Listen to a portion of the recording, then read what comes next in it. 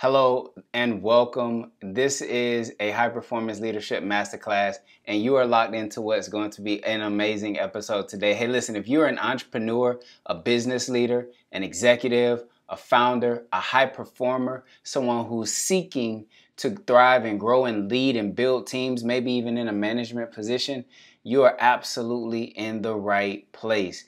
And thanks so much for giving me your time and attention.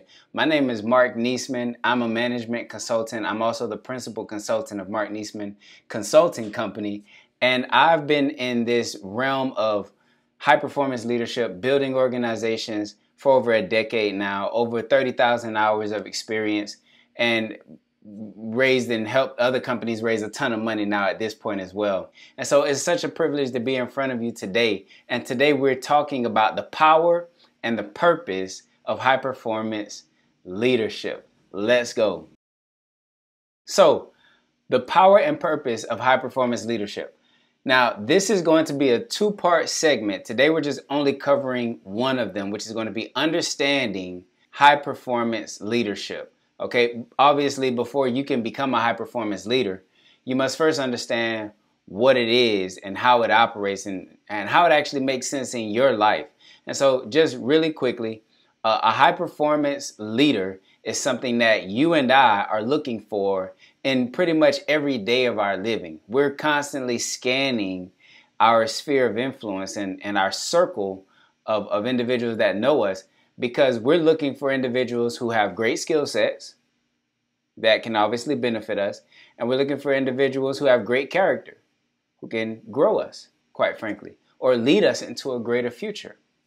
So leaning into part one, understanding high performance leadership, we first need to ask a simple question. And there'll be these three simple questions is what we're going to cover. First is, what is high performance leadership? And the next is, how does high performance leadership work? And the third is becoming a high performance leader. And so with no further ado, let's jump into it. So if you're like most individuals, you probably have never heard of high performance leadership, or you may have heard of it but never really understood exactly what it is.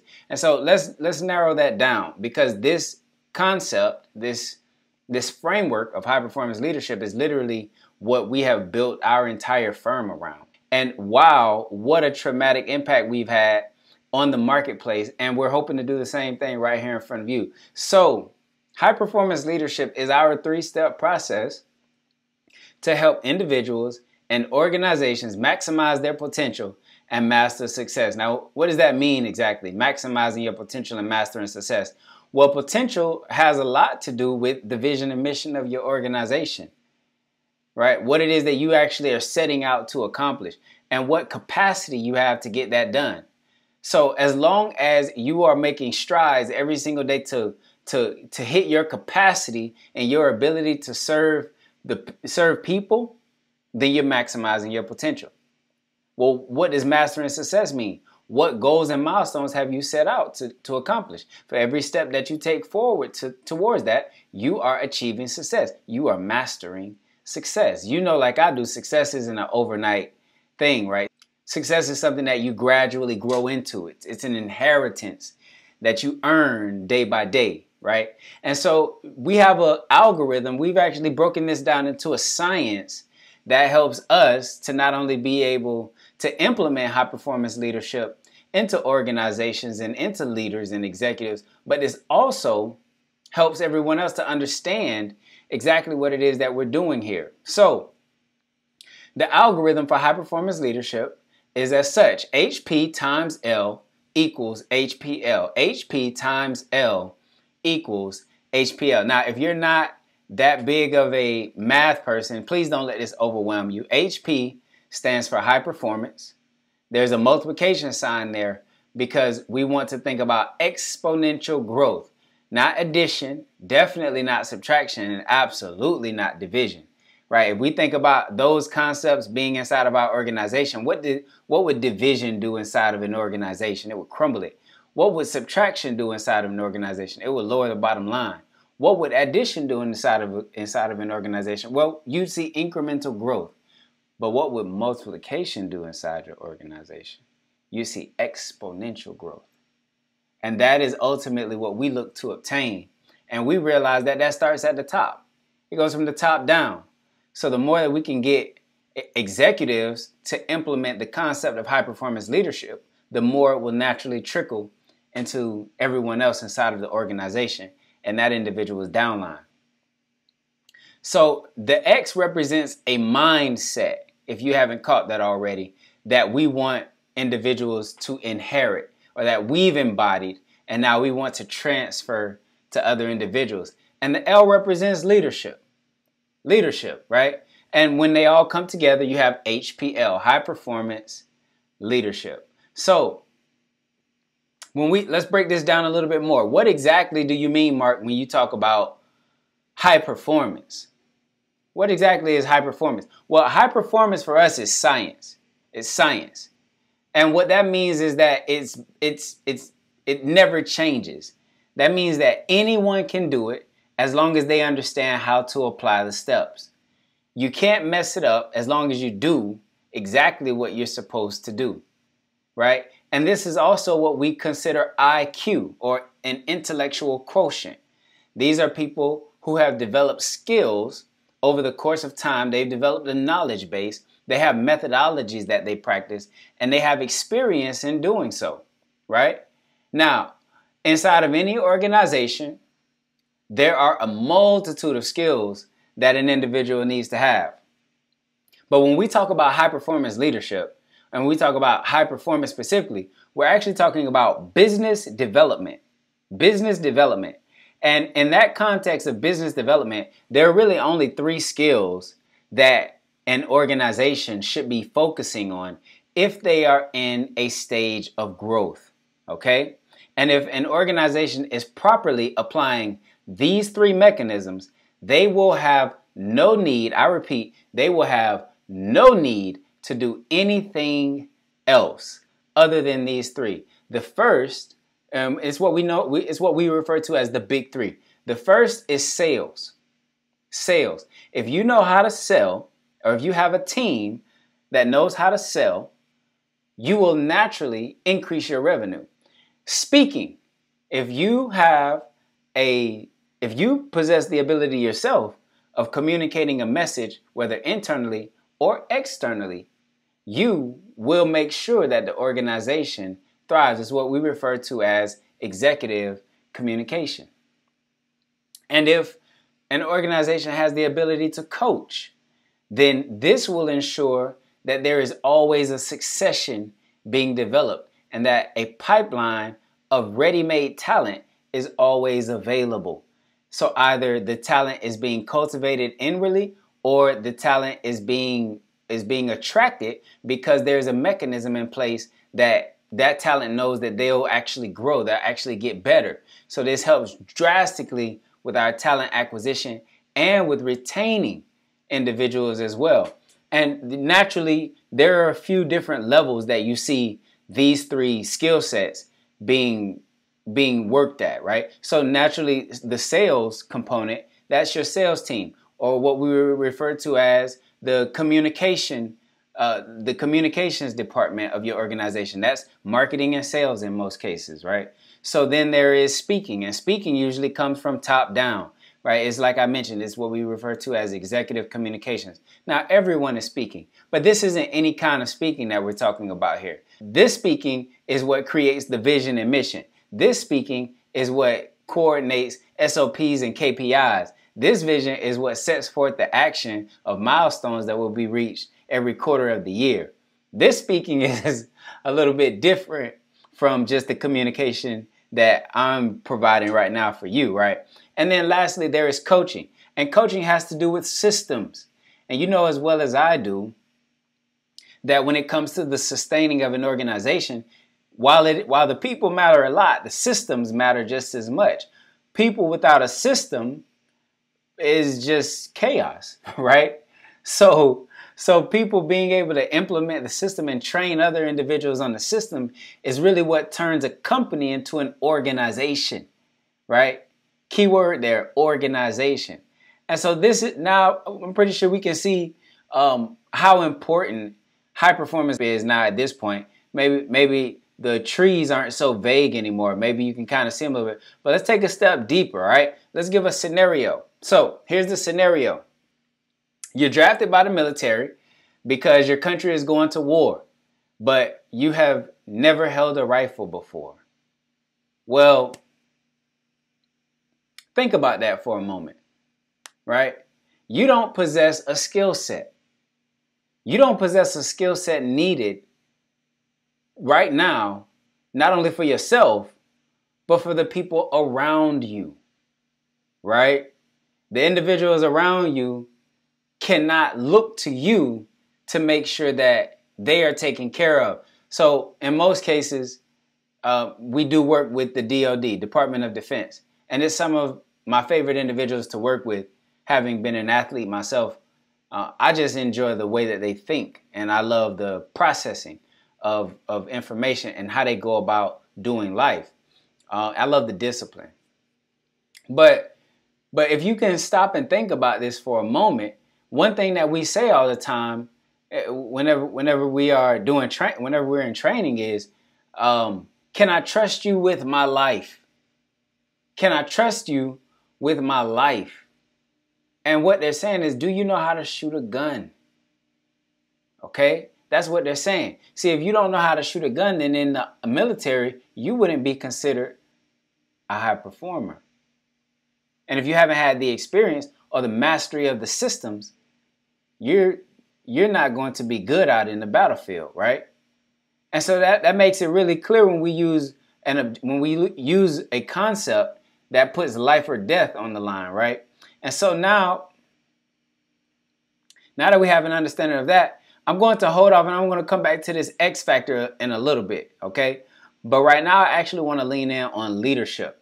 So when we focus in on leadership, you say, because we want to know what exactly is leadership. Well, leadership is a performing art. So if high performance is a skill set, or if it's science, leadership is a performing art. Why?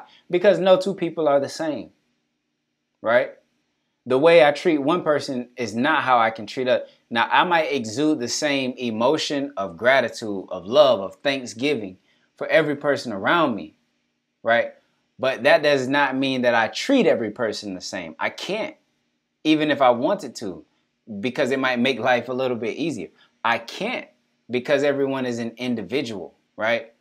So considering that leadership is a performing art, then what exactly is needed? Well, if high performance require IQ, leadership requires EQ, or emotional quotient, right? Because this has to do a lot with character. This has a lot to do with the minds of human beings around us. And so while high performance leverage things like knowledge and leverage things like experience, leadership leverages things like self-awareness, competence, and foresight. And we call this intelligence. So high performers are smart, but leaders are intelligent. Well, what's the difference between being smart and intelligent? It's one of those things that you probably know the answer to until you were asked, right? I understand. And so to make it clear though, intelligence is not only a container in which holds information and an individual knows it well, but it actually is a container that can expand. Intelligence can expand. It can grow to be more. And that's a lot like leadership. In leadership, you can do a little bit more. So let's see exactly how this unfolds. So I want to go right here to that same scenario, right? So if we go right here, same scenario. Okay? You've never held a rifle, but you know how to recruit those that understand the mission, want to partake in it, and have the capacity to get the job done. Now, you've never held a rifle, but you know how to go and recruit and find the people that do. And you know how to communicate a message that invokes a desire in them to actually do the mission, to actually do the work, to complete the mission. Right? Now, Of those two, which one has a little bit more weight and requires a bit more substance? I think we both say leadership, right? Because you know, like I do, a bunch of people who are really, really talented, but you wouldn't necessarily follow them. And you wouldn't follow them because they don't possess the character needed for you to be willing to entrust your life with them. Right? And that is exactly what everyone else is saying. And in some cases, we have to consider that people may be saying that about us, which is why if we lean in on maximizing our potential and mastering success, we always put ourselves in a position to grow as a high performance leader. So here we say leadership is influence. This is what my mentor, John Maxwell, says all the time. Shout outs to John Maxwell. John, if you're watching this, I love you, buddy. Leadership is influence, nothing more and nothing less. That's what he would say. But it also dictates your ability to grow people. Right? Now, as a leader, there are two frames of mind when we talk about leaders that can be approached. One leader approaches things from faith, from a place of faith, and from a place of consent, consensual. And we call this type of a leader a servant leader, a servant leader. And then there's another type of leader, and that leader approaches leading people and growing people from a place of fear or from a place of authority, right? And we call this individual a boss. So depending on who you are and how you've been reared and who you've been groomed underneath, you may be familiar with one or the other. You may embody one or the other.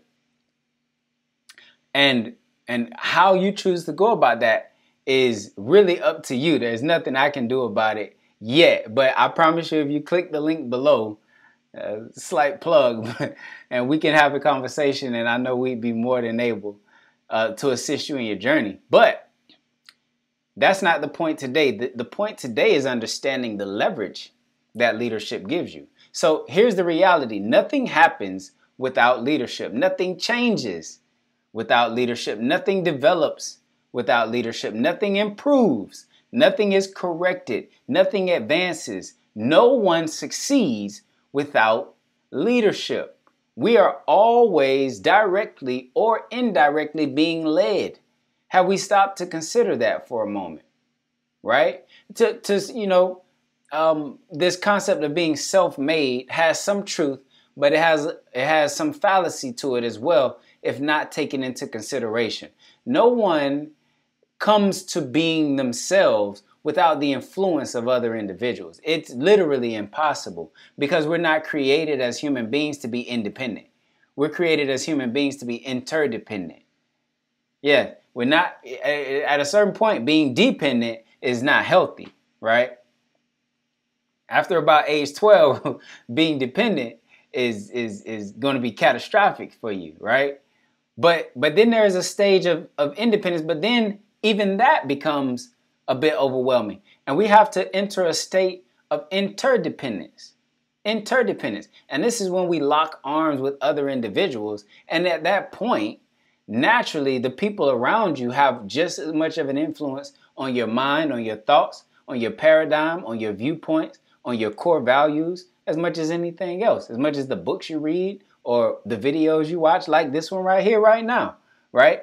And so we have to consider these things, that we're always being led in some way, shape, or form, whether we're conscious of it or not. Leadership is influence, nothing more and nothing less. John Maxwell, right? Leadership is the art of growing people. People follow you when they know that you have the ability to grow them, to make them better individuals. Leadership determines the quality of the followers. If you are not a great leader, you won't have a great flock or a great following, okay? Or a great quality of following, okay?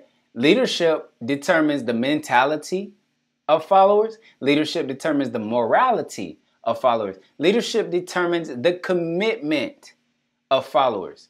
And so what we really get to here is that we only really have one of two choices. So in business, as a management consultant, I view every organization and every individual through these two lenses. Either you are growing or you are not. Either you are growing or you're dying. That's it. That's it. There is no such thing as stagnance. Stagnance is death. Stagnance is death because nothing in the universe stays still. Nothing in the universe stays still. So for an individual to think that they can stay still, they're just dying at a slower pace. But nonetheless, they are dying. They're becoming outdated. We bring out new cars every year. We bring out new technology twice a year. You eat new food every single day. There's nothing about you that stays the same. There's nothing about the life or the world around you that stays the same. You have to change out your tires. You have to put in new gas in your car. There's nothing. Your children need to hear you say, I love you again and again and again. The dishes have to get washed again and again. The yard has to get cut again. There is nothing around you that stays the same. The clothes you have, they will get worn. You will have to replace them with new clothes. The paint on your walls will become chipped. You'll have to replace that with new paint. Nothing stays the same. Change is uncontrollable. It's something that we all have to deal with. And so there's two forms of pain. There's the pain of adapting, and there's the pain of adopting. There's the pain of adapting, and there's the pain of adopting, right? So adopting is simply seeing a new way, finding a new truth, and adopting it, making it your own. Adapting, which is what most people tend to do, is a different type of pain. You see, with adopting, I have to grow, I have to learn, but because there's pain in growth, I have to transform myself in my way of thinking in order to adopt a new element, a new person, a new entity, whatever the case may be. However, adopting is different because adopting is, in most cases, comes along with a resistance. And so whenever an individual is resisting, then they are forced at some point to just adapt because the environment around them will not allow them to stay the same. And we've seen those individuals. It's the ones who still have a cassette player. No diss if you still have a cassette player, or those who still have a flip phone. Hey, no shade here if you still have a flip phone. But the reality is we're in a state where we have to either grow or die. So what's the power thought here? The power thought is this. It's the character of a person that wins the permission to move others from point A to point B. It's the character of a person that gives you the ability to do that. Okay? So that's leadership, all right? A bit long-winded, possibly. But if you're still here, if you're still rocking with me, give me a comment below. And let's talk about this concept right here of the X factor. The X factor. What is it? What is the X factor? So obviously it represents multiplication. But even more important, it represents the mindset. It represents your mindset. Yeah, what am I saying? I'm saying that you could very well have a high degree of skill. You could know how to sell. You could be the best salesman that it is, okay? And you could understand what it is to lead people, right? You could be a great speaker and know how to lead people. I can show you someone who did that, but I would say that that individual actually had a detrimental mindset. And his name is Adolf Hitler. Adolf Hitler. Adolf Hitler was an individual who had a massive skill set to speak. Executive communications was his thing, and he could sell. He was selling hope. He was selling hope to a whole nation that had been in depression for years. And he proven himself to be a great leader in the military. However, his mindset is what I would refer to as detrimental because he led through authority. He led through fear. He led through death, right? As opposed to other great leaders that we know about and that we can name, like Mahatma Gandhi, who chose never to harm anyone in any way, shape, or form. Nonviolence was actually his way to go about leading over 200 million people in faith and through consent. Now, Mahatma Gandhi, using love and using nonviolence and using faith and using peace, was able to raise an army far greater than that of Adolf Hitler. And look whose reign died out much faster, right? So it's something to consider. But I jumped a little bit ahead of myself. The X factor is mindset. The X factor is mindset. And really what we're talking about is AQ here. So you probably heard of EQ. You probably heard of IQ. Maybe not. Maybe not when it comes to AQ, right? Adversity quotient. It was Harvard Business School. They did a study on some 650 executives to determine what was the number one trait they looked for in employees and staff and even in themselves. And you want to know what that trait was? It was the ability to adapt. The ability to adapt. And when we talk about adversity, that's literally what we're saying. We're talking about grit, and we're talking about the ability to change and grow as life is happening. Life is a dynamic force. That means it's constantly moving. Nothing stays the same. So for us to have the ability to grow, be great leaders, and navigate other people through life takes a massive skill set. And it goes further than my ability to give a command, right? It goes further than my ability to share a mission and a vision, right? It goes deeper into actually the fortitude of my mindset. And so when we talk about what this looks like, this is really where we get to core values. Okay? This is where we get to the bone marrow of an individual. All right? These are the subconscious beliefs. These are the spiritual experiences you've had. These are the principles and laws that govern the human mind and their experience all together. So if you have an organization, you know that you can't control people, but you realize that core values control people, or at least someone inside of your organization realizes this. And so they have anywhere from 3 to 5 core values that they have for you to follow. And they leverage these core values in just about everything that they do, from providing service to your client, whether it's service or a product, and all the way to even internally and how they deal with employees and staff, right? These core values are ultimately what make up the culture, the organizational culture of a company, all right? And so these things really are the heart and soul. This X factor is the heart and soul of anyone, okay? And really what we call this right here, what we say this boils down to, is creativity and problem solving. So there is no shock factor to why executives love innovation. I'm an executive, obviously. I love innovation. I love knowing what's to come, and I love being able to solve bigger, harder problems. Well, why do I love these things? Well, part of me loves these things because I realize that there's no technology that's capable of doing it. It requires great minds. It requires great minds in order to be able to solve complex issues and leverage innovation to present different opportunities to the marketplace, right? There's no other way to go about doing it. And we call that genius. So genius for us, we spoke about being smart, we spoke about being intelligent, and now we're talking about genius, right? So while being smart is a container that an individual can leverage and all of the information inside of it, and being intelligent is a container that expands, being a genius is creating a new container altogether, right? That's done through creativity and through the ability to see into the future and be able to solve problems. Okay?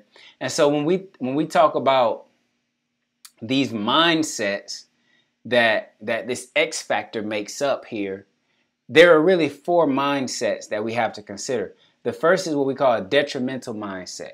It sounds exactly like what it is, right? This is a downward, a decline in through time and space as it correlates to a person's thoughts. So they have a negative correlation or a negative perspective on what it actually takes to be successful in business and in life. Now, that might be intentionally or not. In most cases, it's not, because no one, if you had to ask someone, hey, do you want to be successful? Every hand goes up, right? So it's not intentional. However, it is the case, whether it is by who they followed or whatever the case may be. These people, you know them when you see them, tend to have a fairly pessimistic view on life, okay? Cynicism is there as well. Now, when you think about unconscious stagnance or unconscious stagnancy, that too is exactly what it sounds like.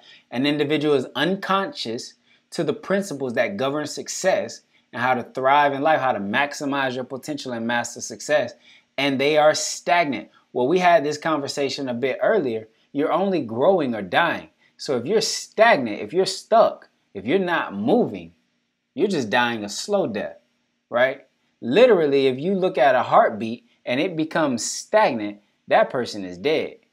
There is nothing that sits still that if I just stop talking right now, you say, hey, either my phone has frozen or my desktop or my laptop is frozen or the internet went out, you would automatically assume something is wrong, right? And you would be right, because nothing stays still. Nothing stays the same. You're either growing or you are dying. But then there's incremental mindset, and this is honestly where the vast majority of people are at. The vast majority of individuals that you and I will come in contact with are followers, and they are following someone that's going in the right direction. The vast majority. Now, they don't necessarily have the ambition to, or the fortitude therein to be their greatest self. Okay? That's not what they are aspiring for. The average person, they're not aspiring for that. Okay? They're just aspiring to go along and gain, move forward, and sustain. That's their thought pattern. Okay? And that is just until pain hits, because pain will hit. And then at that point, they seek to grow in another way, shape, or form. But as long as there is no pain, these individuals tend to not really want to grow on their own. They have an ambition, as I mentioned earlier, or a drive for personal development. Now, the last person is exactly that. They have a drive, and they are seeking personal development and professional development in every way, shape, or form. They're doing the networking. They're taking the courses. They're going to the classes. They're pursuing higher degrees. All right. They're writing the books, or they're reading the books.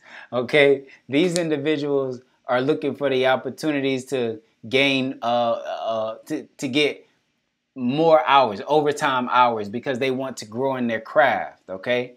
These are the individuals who are looking to maximize their potential and master success. These individuals will inevitably be leaders. All right.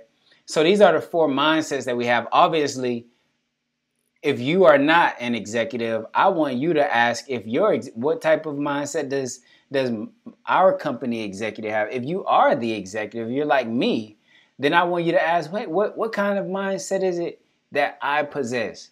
Do I possess an exponential mindset? And if you want to know the answer to that question, no problem. I'll put the link below, but go and visit hplassessment.com. hplassessment.com. You can take the assessment. You'll be joining over 65,000 other entrepreneurs and business leaders that have taken the assessment as well and gotten great results from it. Without a question, I know you'll love it. So let's move on here, okay? Next is, how does high performance leadership work? So we talked about these three components, and then we broke them down into high performance and leadership. And honestly, I like to use an L chart to dictate what this looks like exactly, okay? So when we take this L chart of high performance and leadership, and we put them beside one another, high performance being scaling and growth, leadership being longevity and the future, right? We have to ask ourselves a question. We broke this up into fours. Well, this bottom corner right here, that would be a person with low skill set and low character. Well, do those individuals make it into your organization? No, they don't. Well, what about these individuals up here who may have high performance but low character? Now there, I'll be honest with you, it's a split. I get half and half. Some people say, absolutely, they can come inside of our organization because we'll see growth. Others say, no, thank you, because I care about character far more than I care about skill set. In fact, I can teach the skill set. I can't teach the character, right? And then across this axis down here, you have something similar, right? You have someone here who's still low character, but then you have someone here who's high character. Right over here, they're high character, right? Now, if that individual is high character but low skill set, you have to ask yourself that question as well. Do they fit inside the framework of my organization? And if so, where? Where? I don't have to worry about them being unloyal. I don't have to worry about them doing anything wrong. But are they doing things right? Are they actually moving the needle? Or is it costing more time in training this individual and causing us to lose out on opportunities that may be honestly better for our growth and better for our advancement as an organization, right? It's a question to ask. And the reality is most people that you will hire inside of your organization will be these individuals right here. They will be great character, low skill set. And then it's up to you to grow them.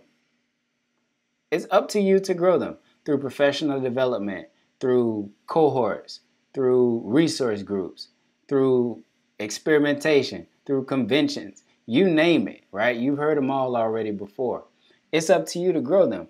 And ultimately, we want them to become these people up here, high performers with high character, which is what we call high performance leaders, right? Well, that's a journey. It's a journey. I'll be honest with you, right?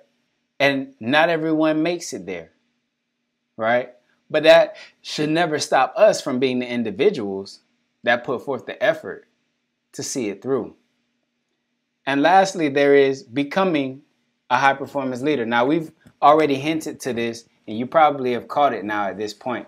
But just to drive it home, again, there is this law of growth that we have to be considerate of. And that law of growth says, what does not grow will die. The catalyst to all of this is that you must know yourself to grow yourself. Awareness. Awareness. Well, how do I become more aware? This is what makes personal development so important. It's what makes it so important. See, the great leaders that you know of and that I know of today all have a high degree of focus on personal development because they realize that that if they can be highly aware of who they are and how they show up and the lives that they impact, then they possess the ability to help other people do the same. Makes sense, right? And so right here, personal development leads to self-mastery. Until you master yourself, that's actually the hardest job you're going to do on the face of this earth is master yourself. But once you accomplish that, everything else becomes easy. And the individuals that have mastered self, they are easily identifiable. They stand out without even having to say a word. So when you are clear on who you are and your innate gifts and talents, you can then focus your attention on getting great where it matters. Okay? You can then focus your attention on helping other people get great where it matters. All right? But it first is a conversation of personal development. Okay? Leaning into you being a better you. Maximizing your potential. Did it click? Mastering success. So now the question you have to ask yourself is, do you have what it takes? And the reality is, to become a high performance leader, you don't need to have anything right now.